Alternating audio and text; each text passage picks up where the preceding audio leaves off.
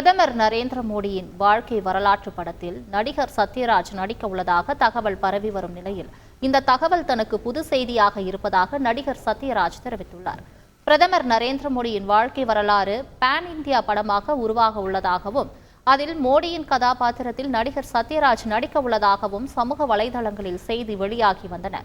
அம்பேத்கர் மற்றும் பெரியார் கொள்கைகளை பின்பற்றுபவராக தன்னை அடையாளப்படுத்திக் கொள்ளும் நடிகர் சத்யராஜ் பிரதமர் மோடியாக நடிக்கிறார் என்ற தகவல் இணையத்தில் பேசும் பொருளானது.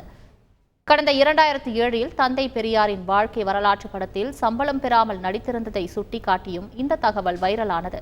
இதுகுறித்து நடிகர் சத்யராஜிடம் கேட்டபோது தனக்கு இது புது செய்தியாக இருப்பதாக அவர் தெரிவித்ததோடு, நாத்திக கருத்துக்களை அதிகம் பேசும் எம்.ஆர். ராதா ஆன்மீகவாதியாக நடித்துள்ளார், ஆகையால் பொறுத்திருந்து பார்ப்போம் என சூசகமாக பதிலளித்துள்ளார்.